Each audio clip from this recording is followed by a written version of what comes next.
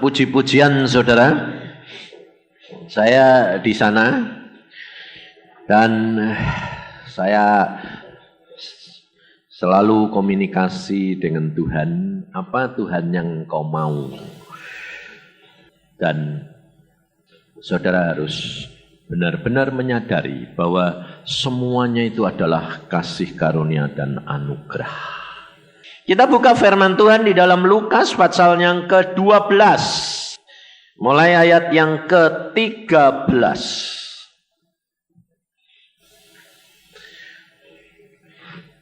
Firman Tuhan ini luar biasa, saudara. Ini judulnya malah lucu ini. Orang kaya yang bodoh. Firman Tuhan itu selalu bulat, bunder. Dilihat dari segala arah bisa.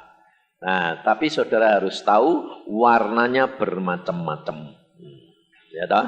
Bola, mainan anak-anak seperti bendera-bendera itu warnanya itu macam-macam. Tapi saudara tahu bola yang warnanya macam-macam itu kalau diputar secara cepat warnanya apa? Ngawur. Wong digambar di bolanya ya ada putih kok. Enggak putih, saudara. Terang. Warna terang itu bukan putih. Ngerti? Warna terang itu, coba ini warnanya apa? Nah, terang. Padahal kelihatannya agak kuning, ada yang biru, ya toh? Nah, saudara perhatikan. Firman Tuhan itu terang. Yesus itu cahaya. Yesus itu terang. Akulah terang dunia. Maka dari itu saudara kalau membaca firman Tuhan nanti ini kita baca, saudara berdoa minta tuntunan dan pertolongan dan pimpinan Roh Al-Kudus. Tadi nyanyian jelas toh? Semua hanya dengan kekuatan Roh Kudus, bukan saudara, bukan saya. Makanya kerap kali kenapa kalau kita dengar firman Tuhan, kita tidak berdoa, kita menangkap menurut akal kita sudah pakai konsep, kita sudah pakai kacamata, kita sudah ada di dalam situasi yang berbeda, banyak penderitaan, dalam pengucapan syukur, dalam frustrasi, dalam kekhawatiran, ketakutan, kita menerima firman Tuhan berbeda. Maka dari itu saudara harus berdoa. Karena meskipun saya yang menyampaikan satu orang, suasananya sama, waktunya sama di gereja ini, tapi penerimaannya berbeda. Itu Tuhan. Kenapa saudara? Karena Tuhan itu mau beracara dengan kamu sendiri-sendiri. Tidak rombongan. Jadi saudara itu jangan senengnya rombongan. Masuk surga itu dewek-dewek. Jangan ikut-ikutan. Rombongan itu memang ada pepatah kalau banyak dijadikan satu jadi kuat. Nah, tapi harus diterapkan dalam suasana dan situasi yang benar. Kalau kuat, ya toh, gede, dimasuk kelit. Bodol tidak bisa. Sebabnya kalau lidi satu dimasukin ini takut putus, nanti nyangkut, ngambil saglondong ini tadi. Jadi saudara mesti tahu tempat dan timing yang tepat yang Tuhan kehendaki, ya toh? Nah, kenapa kita kerap kali firman Tuhan dijanjikan, lalu kuasa diberikan, tetapi saudara tidak menikmati? Karena timingnya tidak pas. Kenapa tidak pas? Karena kamu ikut-ikut. Biasanya apa? Mendahului atau terlambat. Nah, makanya itu saudara, kenali Tuhan. Kalau kamu mengenali Tuhan, seperti nyanyianmu itu, sampai aku bertemu dengan wajahmu, lah ya toh? Wah, luar biasa. Semuanya sirna, saudara. Saya itu dulu kalau setiap hari kan gini sembahyang terus saya bilang, Tuhan aku kepingin ketemu Engkau. Wah, aku menilai. Terus di sini itu banyak Kalau ketemu Tuhan nanti mau minta banyak sekali ya dah. Apa saja dicatat, dimasukkan sini kayak komputer.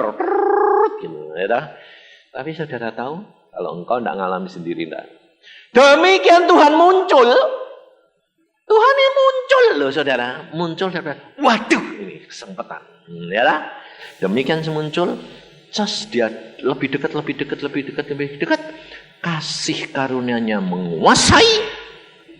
Plus ini hilang semua saudara. Isanya apa? Nangis. Toh.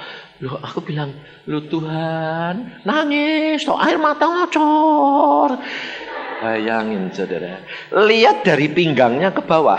Jubahnya putih, bagus. Saya lutut gini. Di atas tempat tidur. Saya kalau sembahyang di tempat tidur. Orang lain melorot. Aku di atas. Saya kalau tanya istri saya tidak pernah sembahyang melorot. Enggak. Selalu di atas tempat tidur. Aneh dah. Nulis juga di tempat tidur. Nah, itu memang antike saya. Nah, saya sembahyang gitu, datang dia. Tas. Suasana sebelum dia datang itu saya sudah tahu. Wih, Tuhan datang nih pasti loh, saudara.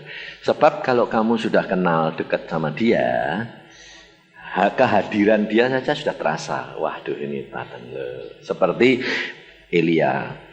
Ada badai, ada apa, tidak tergoyahkan. Angin sepoi-sepoi, dia tahu, datang.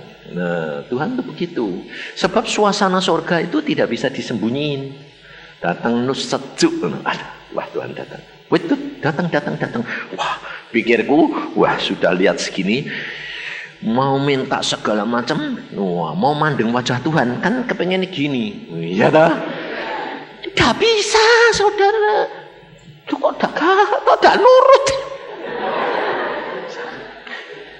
Tak bisa saudara. Saya sampai aduh ini tak bisa. Airnya turun terus. Mau ngangkat tak bisa saudara. Kenapa? Suasana anugerah itu menguasai, meliputi. Tak bisa. Makanya kalau kamu baca Wahyu, tersungkur loh. Copot, mahkotanya copot, buang, tersungkur. Lah, aku sampai gini, Tuhan itu tua-tua 24 tuh kerjanya kok cuma jengkat-jengkit. Coba, saudara, kalau kamu baca cuma sepintas, coba kamu renungin. Selama-lamanya, jengkit. Setiap saat, bayangin. Buang, tempelkan lebih. Aku bilang, Tuhan kerjanya itu apa? Saudara tahu, setelah saya ngalami sendiri, saya bilang, wah itu yang ternyata yang paling luar biasa. Sebab apa? Itu yang menyukakan hatinya Bapa. Menyembah dia, mengagungkan dia. Yesus mau mati hanya karena engkau dan saya. Supaya bisa menyembah Bapa. Datang. Saya tanya, amin, Tuhan, Engkau mati itu mau menyelamatkan kita. Benar, itu salah satu karena itu supaya kamu bisa sampai ke hadirat Bapa. Supaya kamu nanti bisa ketemu dengan Bapa. Dan kamu bisa menikmati sukacita yang penuh itu bagaimana? Kalau kamu bertemu dengan Bapa dan kamu bisa menyembah Dia. Luar biasa. Maka dari itu saudara, kita harus tahu bahwa segala sesuatu nanti di sana itu dimulai dari dalam dunia, di sini. Jadi tidak bisa kalau bilang, ya kalau gitu nanti saja toh Pak. Terus nyambung, tidak bisa. Kalau kamu nanti masuk sana sudah halaman, ya selamanya di halaman. Jangan kamu bilang, wah kan nanti bisa naik. Loh, bisa ketemu Bapak, tapi cuma sekejap. Tapi tidak bisa terus-menerus kalau kamu tidak di dekat dan di hadirat Bapak senantiasa. Itu yang luar biasa, saudara. Sebab apa? Suasananya, udaranya saja sudah lain, saudara. Sudah ngomong dewek. Ngomong sendiri. Jadi sehingga akhirnya tidak usah kamu minta apa-apa. Karena Tuhan berkata, sebelum kamu minta aku sudah tahu. Betul lah? Nah, tapi kita kerap kali tidak bisa. Makanya itu kita belajar firman Tuhan ini ya. Di dalam Lukas 12 ayat 13. Seorang dari orang banyak itu berkata kepada Yesus, "Guru, katakanlah kepada saudaraku supaya ia memperbagi warisan dengan aku." Tetapi Yesus berkata kepadanya, "Saudara, siapakah yang telah mengangkat aku menjadi hakim atau pengantara atas kamu?" Katanya lagi kepada mereka, "Berjaga-jagalah dan waspadalah terhadap segala ketamaan. Sebab walaupun seorang berlimpah-limpah hartanya, hidupnya tidaklah tergantung daripada kekayaannya itu." Nah, sampai di sini lebih dahulu. Saudara, orang ini berkata kepada Tuhan Yesus supaya Tuhan itu nolong dia memberitahu kepada saudaranya supaya berbagi warisan. Nah, kenapa kok orang ini kok minta tolong sama Tuhan Yesus untuk supaya saudaranya itu mau bagi warisan? Nah, karena dia merasa punya hak. Ya toh? Nah, haknya apa? Kalau itu warisan, haknya itu sebagai apa? Pewaris. Nah, adik pewaris itu biasanya apa nih? Anaknya. Nah, jadi ternyata bapaknya itu punya anak lebih dari satu dan ternyata di warisannya diambil yang lain, betul? Nah, kenapa yang lain kok yang punya, aku kok tidak dikasih? Nah, apa bedanya sama saudara sekarang jadi anak-anak Tuhan? Anak Tuhan ini di gedung ini aja segini banyak itu. Semua anak Tuhan tuh. Ya dah? Semua ahli waris dah? Ya. Tapi kenapa yang satu kok dapat banyak, yang satu dapat sedikit? Ayo, di mana keadilannya? Nah, pasti yang lain ngomong apa? Lu kok dia saja yang dikasih? Ngomong dong Tuhan. Nah, Tuhan Yesus, ini orang ngomong sama Tuhan Yesus. Tuhan suruh bagi dong.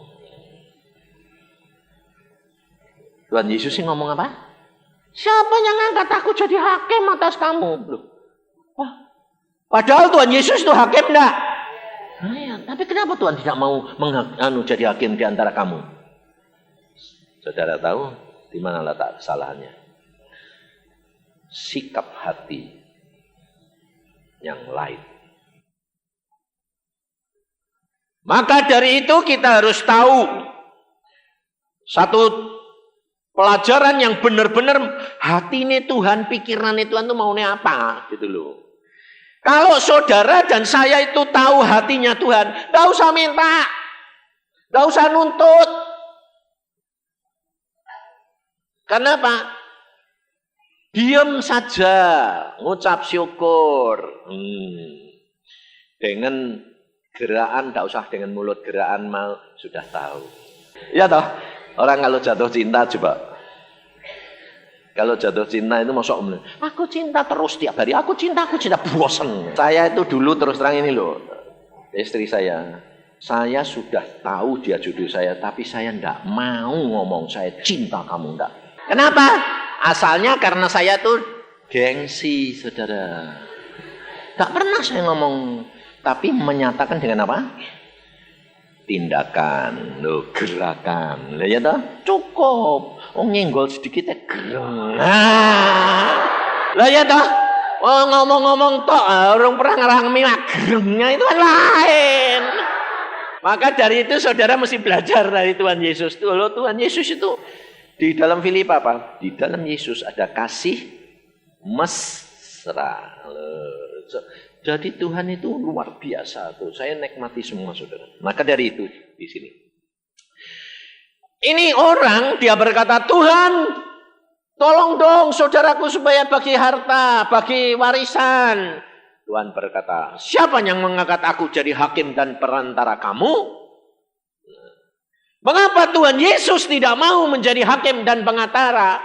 Karena kita mempunyai cara berpikir dan menghadapi ayah dan orang tua kita berbeda. Kalau yang motivasi dan sikap hatinya benar, mengenal akan Allah kita, hati pikiran Allah kita, pasti dapat lebih banyak. Betul?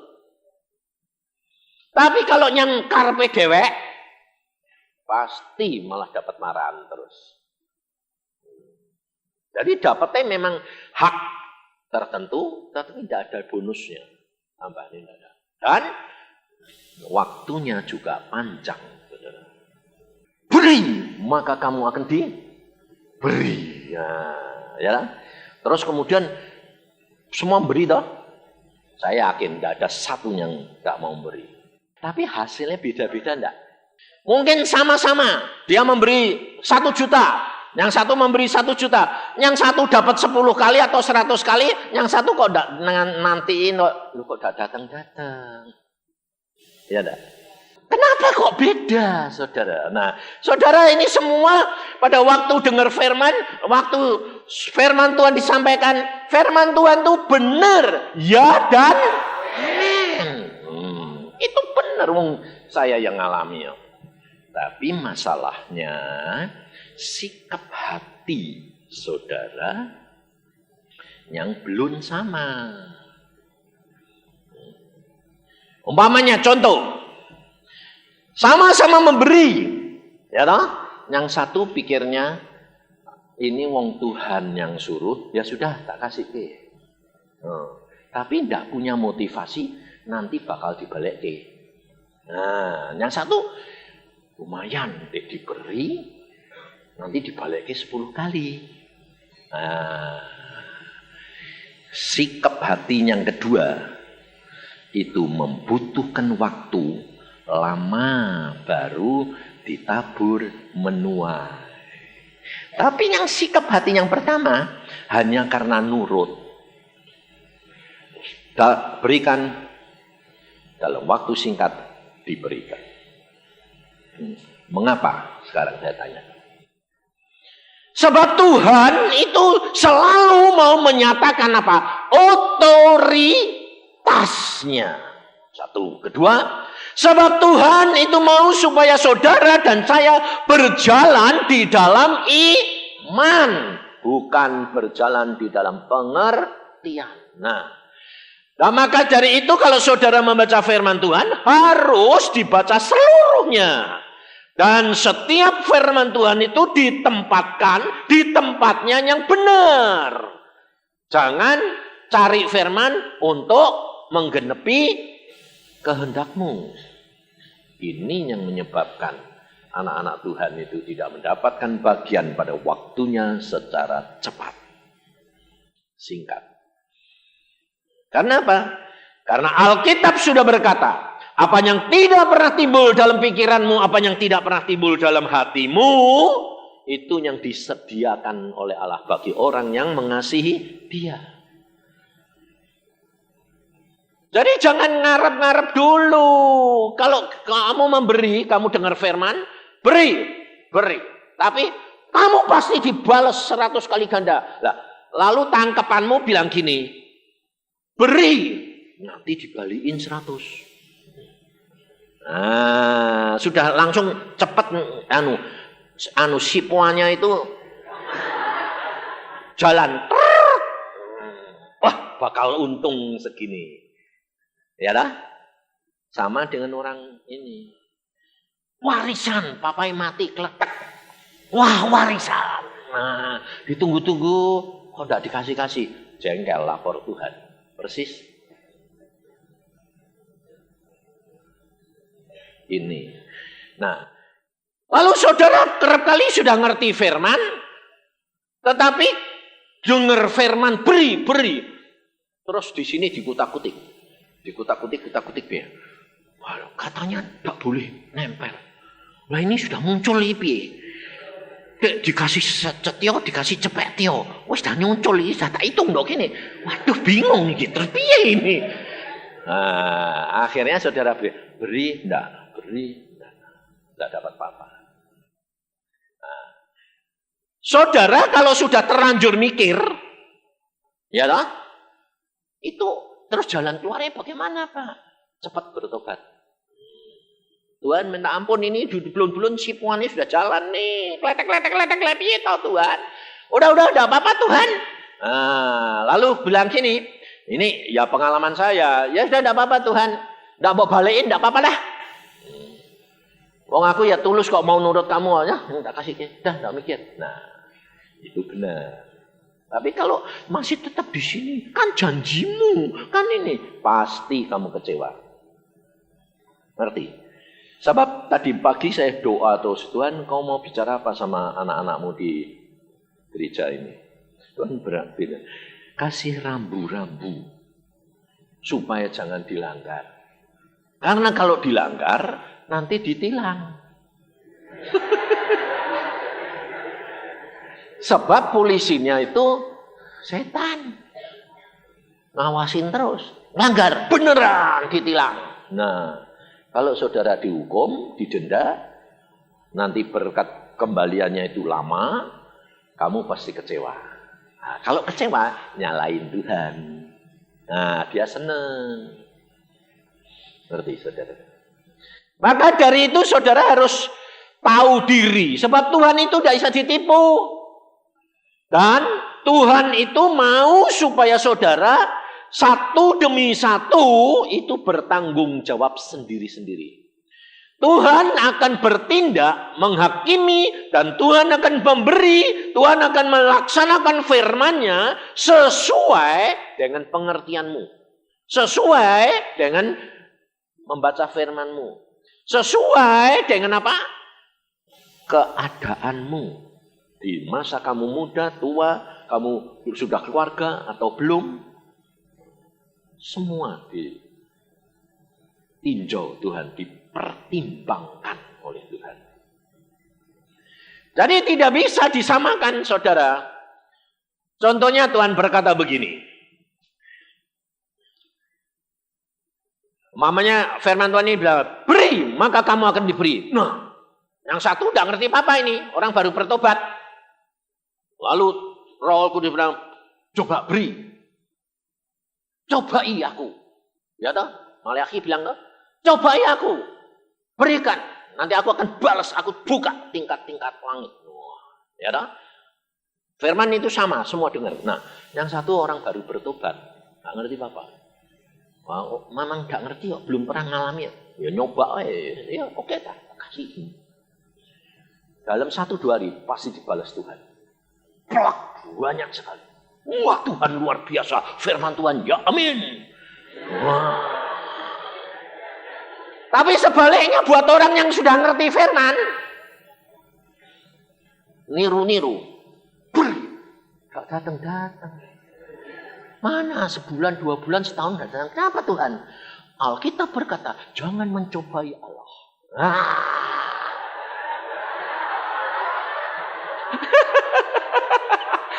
Ya toh? Jadi kamu nyobai Allah enggak itu? Jadi yang satu kok dapat, lah aku kok enggak. Lah dia enggak nyobai Allah. Loh sama-sama. Alkitab berkata, cobai aku. Yang satu bilang, jangan mencobai Allah. Lah yang mana yang jangan mencobai buat yang ngerti. Yang bilang cobai, yang buat yang gak ngerti. Nah, kamu nakal, pura-pura gak ngerti. Ya gak bisa, saya bilang. Gak bisa. Oh, kamu sudah ngerti kok pura-pura gak ngerti. Buat Tuhan, buat tipu. Itu podohnya mek mancing. Nah, kayak mainan anak-anak tuh. Mancingnya mesti kayak gantol. Ya ngerti bisa baik. Mancing ikan tidak bisa, saudara. Tuhan lebih tahu. Ngerti, saudara. Waktu Tuhan berkata kepada Petrus, Petrus mancing di laut. Mancing. Nanti kalau kamu dapat ikan, buka.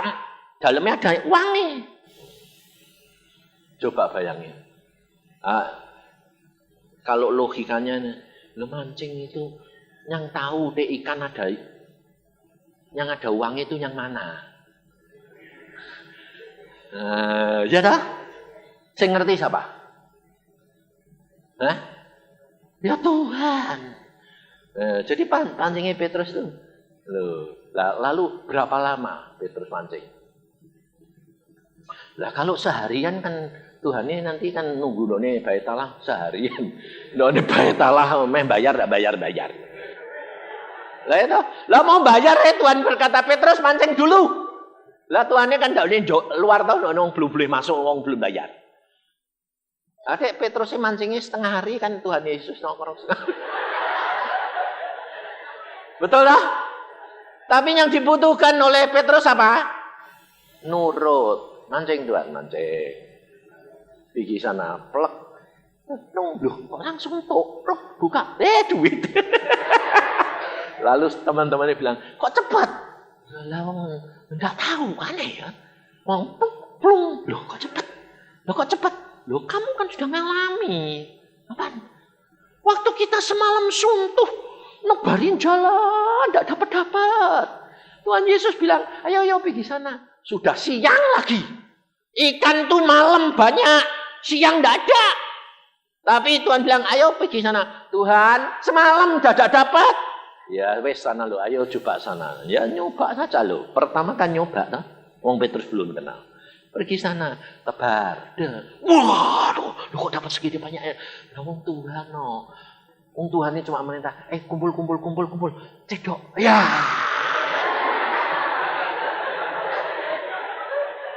Tuhan ini yang merintah ikannya, ya toh? Kamu enggak diperintah, kamu cuma diperintah tebarin jalan. Ya toh? Gitu. Tuhan, kamu mau nih beri. Wah, tapi sebetulnya Tuhan tuh sudah ngatur yang lain sana. Sana yuk, siapin. Buat siapa? Buat anakku itu loh, yang belum ngerti apa-apa.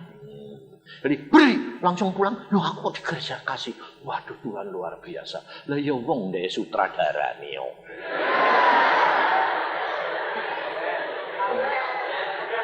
Kowe sudah jadi lakon iki sana nanti ditutuk wong ya ditutuk lah piye wong dia sutradara nih. Ngerti enggak Saudara? Maka dari itu yang dibutuhkan apa? Sikap hati yang percaya, beriman. Apa saja yang Tuhan katakan, lakukan dan terima. Maka dari itu saudara kerap kali kita berkata, kita jalan dengan iman. Mana buktinya itu mana? Makanya anak-anak muda ini loh, aku dulu waktu muda ya gila-gilaan itu, wong ngalami luar biasa. Kenapa? Memang anak muda itu nekat.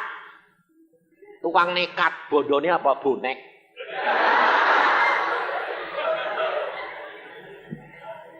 Tapi kalau orang-orang sudah agak tua-tua itu sudah mulai ini. Waduh, pikirannya apa? Aku sudah pengalaman makan garam asam dunia. Saya bilang itu bodoh. Karena saya yang ngalami. Makanya saya ini terus terang saudara, banyak ngalami tapi tidak ngerti. Ngalami. Tapi kalau saya suruh ngajar saudara, Pak corone Pak, kok bisa sampai di dekat Tuhan itu? Tidak ngerti ya. Lah kok gak ngerti Pak? Lah aku cuma tiap hari Tuhan ngomong apa tak jalani wae. Oh ini cocok. Oh ini cocok. Oh ini cocok. Wah hebat ya Tuhan. Wah kowe hebat ya Tuhan. Cocok. Sebab Tuhan pada waktu umur 12 itu dia ngomong sama saya. Jadi hambaku baca Alkitab alami. Dia tidak mengatakan baca Alkitab selidiki. Enggak. Alami. Hebat ya Tuhan kau itu. Lah ya, kau itu ngalami tapi tidak ngerti. Lah ya lang kau dari permulaan sudah ngomong, kau itu bodoh. Lah ya wis piye? Omong bodoh, kan lumayan bodoh ngalami daripada pinter engkau ngalami carry. Betul dah? Tapi loh, ini saya ingatkan. Jangan dengar khotbah gini terus kamu tidak pakai pikiran. Terus ngawur, terutama anak muda itu. Hati-hati, sebab apa? Sebab kita itu tidak mengerti itu Tuhan atau setan atau pikiranku atau hatiku. Nah, ini. Makanya saudara harus punya dasar yang kuat. Dasarnya apa? Firman. Saya dari umur 12, Tuhan ngomong, kamu baca Alkitab. Aku bilang, tak ngerti. Baca. Jadi saya disuruh membuat dasar dari umur 12. Baca saja, bolak-balik baca saja, bolak-balik baca saja. Nah, ternyata saya baru tahu, saudara, bahwa Alkitab adalah dasar bangunan, karena ini firman Tuhan luar biasa. Nanti melalui pengalaman, melalui pengertian, melalui hamba-hamba Tuhan yang lain, melalui pengajaran, kamu akan menerima. Maka dari itu, saya katakan, hati-hati. Jikalau engkau sudah ngalami, lalu kamu belum menerima hasil seperti yang kamu harapkan, jangan kecewa. Tapi bertobat supaya jangan sampai semuanya itu lalu. Sebab kesalahan semua ada hukumannya, tetapi membutuhkan waktu. Waktu saudara menabur, saudara akan menuai pada waktunya. Ada yang pendek, ada yang lambat. Jangan kecewa. Tapi yang penting adalah jaga motivasi sikap hati, perbaiki, kalau sudah salah, bertobat.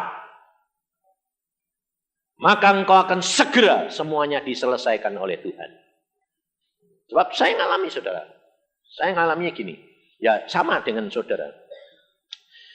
Saya dididik Tuhan dari hari ke hari. Makanya firman Tuhan itu hari demi hari. Berjalan dengan Tuhan hari demi hari. Setia dalam perkara kecil, maka kamu akan diberi tanggung jawab yang besar. Nah, dalam saya jadi hamba Tuhan atau jadi dokter pada waktu itu, saya ini cuma punya uang sedikit. Kemudian dikasih orang. Kasih orang pikir saya, waduh senang, puji Tuhan. Ini saya doa. Saya doa, Tuhan ini milik siapa? Ini untuk siapa Tuhan? Lalu Tuhan berkata, lumayan ya Yusa. Tidak jawab loh saudara. Bilang, lumayan ya Yusa. Iya. Tapi saya langsung ngerti bahwa itu bukan milik saya. Kenapa? Karena di dalam hati, pikiran saya sudah ada rasa kepingin. Aku tidak punya, diberi persembahan. Kepingin dong. Waduh puji Tuhan. Tuhan kok baik, ngerti aku tidak punya kok dikasih. Nah, jadi aku kepingin. Nah, padahal aku mesti ada syarat bagi saya. Setiap pemberian orang harus kamu berdoa. Saya berdoa, Tuhan ini milik siapa? Loh, doa ini yang saudara dengar, yang Tuhan dengar kok sama loh. Milik siapa? Kelihatannya tulus. Kelihatannya baik. Kelihatannya tidak tamak, tidak ingin. Tapi hatiku bilang apa? Kepengen tidak? Nah, Tuhan bilang bukan milikmu, salurkan. Kenapa? Maka dari itu supaya saudara dan saya berjalan, coba kalau engkau berjalan di dalam iman, jangan pakai. Tapi akal dipakai untuk menjadi apa? Mengerti firman Tuhan dan jalankan. Kalau kamu mulai bimbang, omong. Kamu bimbang-bimbang itu kamu mau apa? Kowe bisa apa? Wong sutradaranya itu dia. Tugasmu kan jalani aja. Jadi ini bagaimana? Lihat aja. Toh Tuhan sudah berkata, aku tidak akan membiarkan kamu dicobai lebih dari kekuatanmu. Selesai. Nah, ya. Jalan aja. Jalan. Saudara. Tapi memang manusia itu degil. Susah. Saya sudah tahu gitu, tak kasih keplok. Dengan semangatnya. Amin. Kasih. Nurut pokoknya. Meskipun kepengen tidak kesampaian. Tidak apa-apa. Diuji lagi, diberi 2 kali lipat. Wah, aku bilang, Alkitab langsung muncul di sini lagi, saudara. Kamu beri, Tuhan tidak mau utang, diberi. Wah, 2 kali lipat. Wah, aku bilang, puji Tuhan. Malah 2 kali. Tapi puji Tuhan malah 2 kali, wis masuk. Lalu sembahyang lagi. Tuhan ini milik siapa? Bukan milik kami. Loh, Tuhan aku kan tahu butuh. Aku tahu. Salurkan. Seberapa? Semua. Nah, terus aku mana Tuhan? Saudara tahu saya diberi apa? Secukupnya. Bayangin, 5 juta, terus yang kedua 10 juta, saya diberi berapa? 1 juta. Tuhan bilang, kamu kan butuh toh, saya sekarang butuhnya baru 1 juta, ya wis itu ambil, yang lainnya jangan. Tapi setelah saya tahu begitu, terus ini pikiran tak buang. Saya bilang, sudah jangan mikir. Sudah jangan Alkitab dicari alat untuk membela diri. Sudah jangan seperti orang kaya itu minta bagian. Hah? Udah, nurut. Nah, sekarang kalau saya dapat, saya bilang, oke, kerap kali saudara, saya tidak mau buka dulu. Kalau dibuka kan kepingin banyak. Jadi kalau sudah dapat, siapa punya? Jadi artinya tulus karena gini, banyak dek bukan bagianku ya percuma. Lebih baik jujur ya. Tuhan siapa? Kantongi.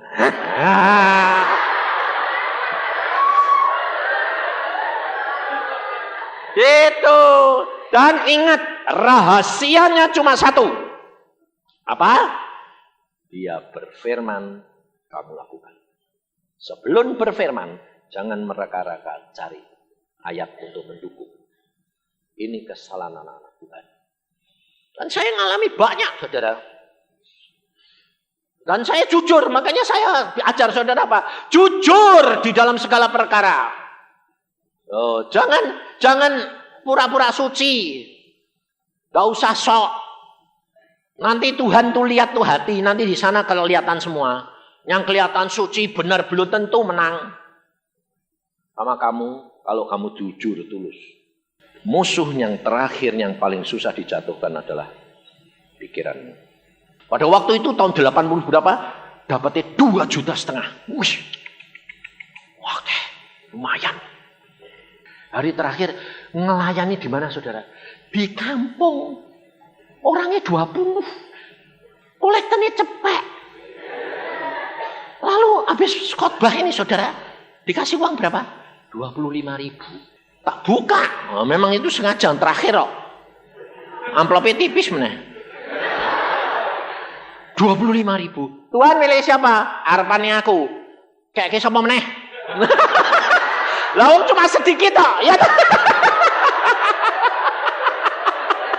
Tek banyak yo ngarep. Dadi sini yo. Ya wis ben.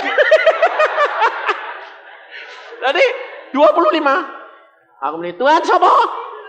Kantongi. Tes kecil bukan ngantongi aku meno. Tes gede bukan kekno aku meno. Aku bilang gini, Tuhan gue itu kok aneh kok. Saudara tahu, Tuhannya cuma mesem. Gak marah, gak jengkel, cuma bilang gini. Gue geleng-geleng. Ngomong gini, gue kok ora arti aku. Tuhan itu lucu nih, luar biasa. Lalu habis itu, ini sudah jalan naik mobil. Ada seorang perempuan yang turut persekutuan itu lari-lari, saudara. Sampai orang bilang, Pak, ada ibu lari-lari. Berhenti. Ada apa? Biasanya itu ibu-ibu itu selalu dek mau ngasih ke minta didoake itu ngasih amplop tapi tulisan. Titip Pak, doake. Nah iki ya gitu. Titip Pak, doake. Ya wis tak doake. Tak buka duit. Tuhan ini milih sapa? Nah karena Siti toh tipis toh. Milih sapa? Meneh. Tuhan bilang kantongi. Siti kantongi.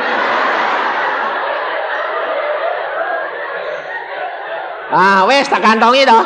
Sampai rumah aku sembayang, Tuhan kuwi ku memang aneh kok. Aku sesuk pulang lho, iki piye tak hakem ngono. Tuhane bilang ini, "Lah persembahane kan urung buka toh." Oh iya.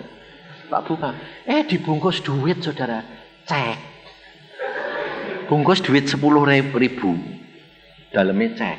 Lho piye? Aku bilang, "Kowe iki memang suka anu kok. Nggih guru-guru." Bareng tak buka 5 juta. Oh. Aku bilang, lumayan Tuhan, coba mau mbok kon kekno kabur.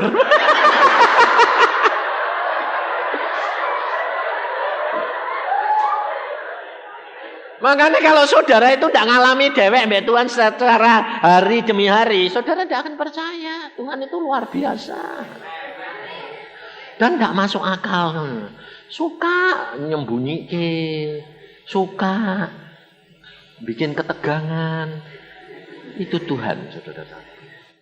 Maka dari itu saudara, engkau tuh harus punya prinsip.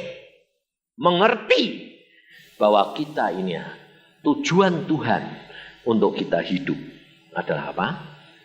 Memuliakan Dia dengan cara menyembah Dia. Mengapa dikatakan dengan cara memuliakan dan menyembah? Dengan menyembah berarti saudara itu menyadari bahwa kamu itu butuh Dia. Bahwa kamu itu selalu harus mengagungkan Dia. Bahwa kamu selalu merindukan Dia.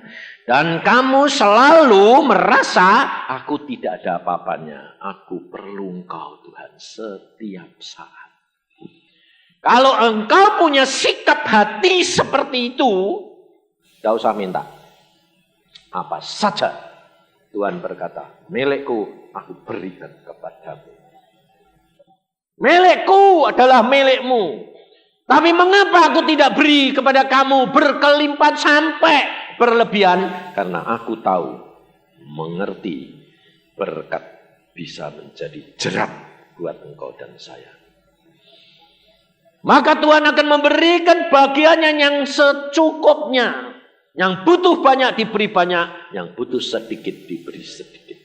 Sesuai dengan apa? Dasar, landasan, pengertian, iman, dan sifat perangai kita.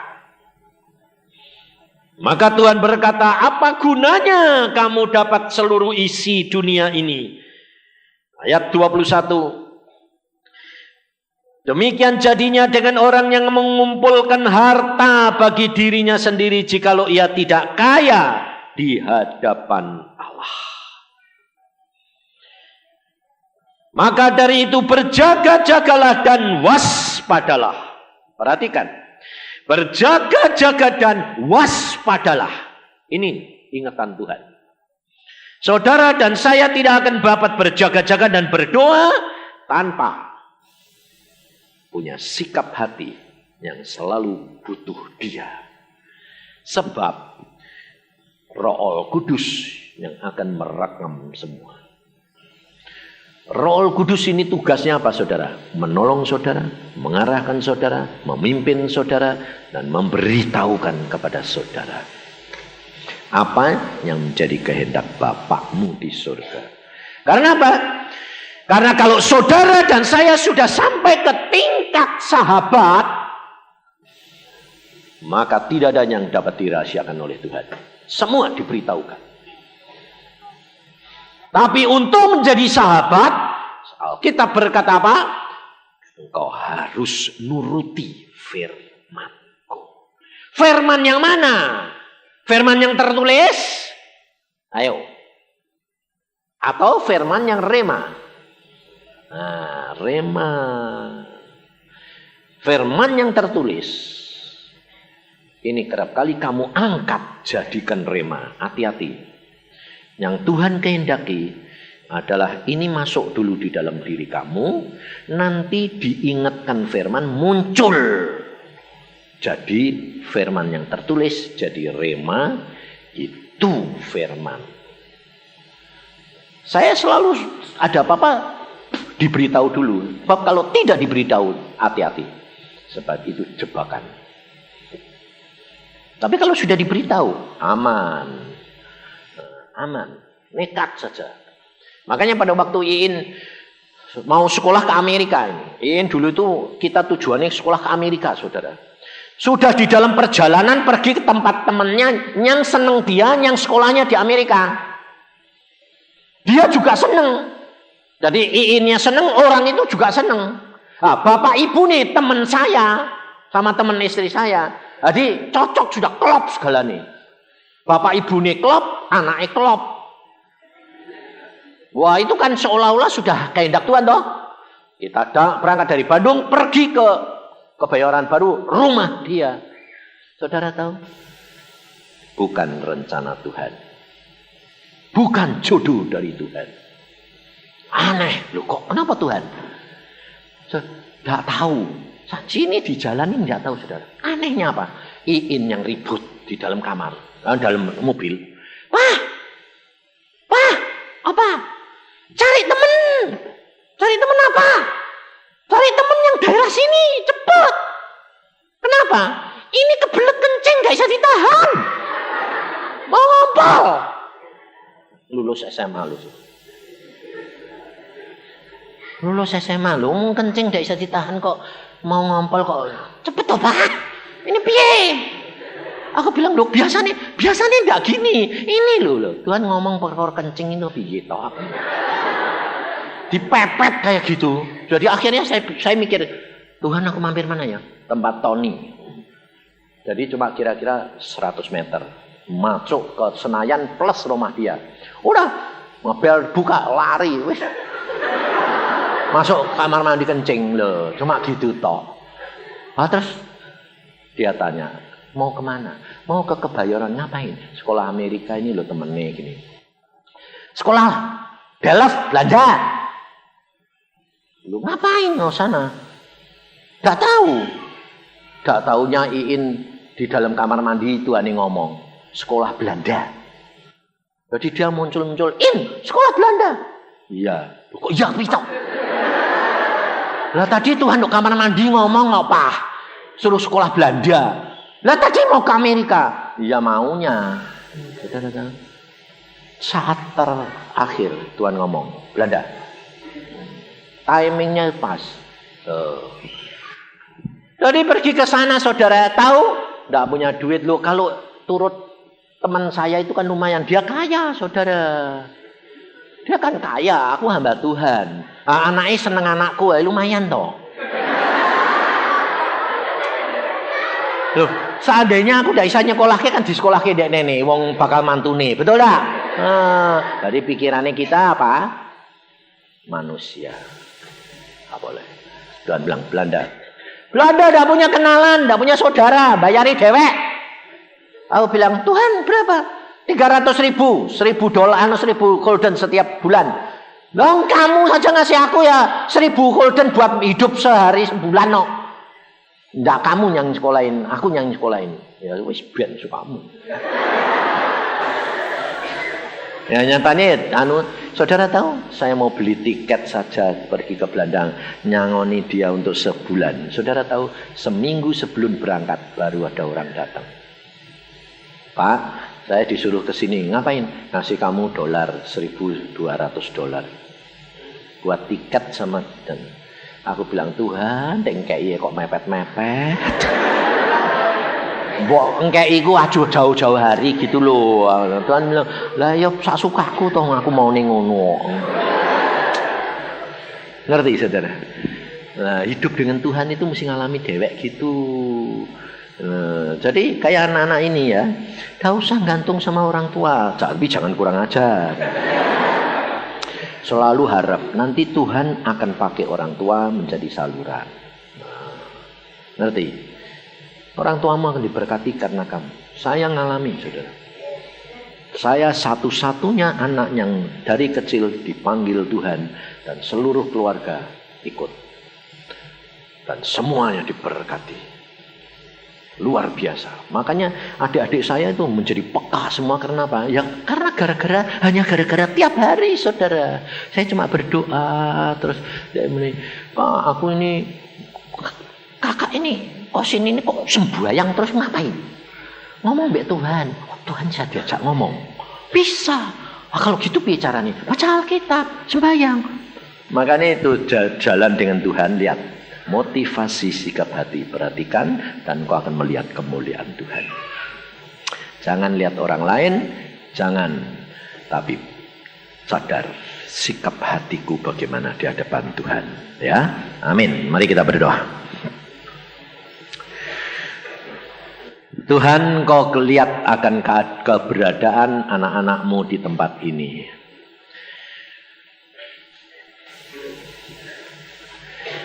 Hamba-Mu hanya menurut apa yang kau suruhkan. Mengingatkan, memberikan rambu-rambu. Supaya jangan sampai anak-Mu mengalami kerugian, kekecewaan. Menyalahkan Engkau. Dan akhirnya menyedihkan hatimu. Bapak, Engkau berbicara pribadi demi pribadi.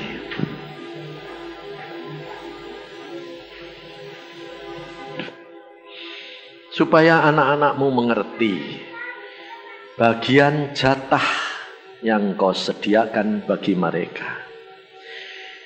Seberapa tingkat, seberapa besar, seberapa kemampuan mereka menerima anugerah kasih karunia, berkat, kemewahan,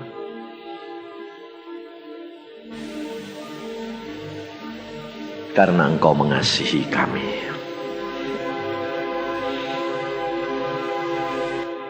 Engkau lihat Tuhan motivasi kami. Engkau lihat Tuhan pikiran kami menjadi penghalang. Karena kami kurang percaya, kurang mendahulukan Engkau, kurang bergantung kepadamu. Mari Tuhan ingatkan dan buat kami mampu. Berikan kemampuan bagi kami. Supaya kemuliaan Tuhan boleh nyata di dalam hidup kami. Yesus Sikia Garatasyar.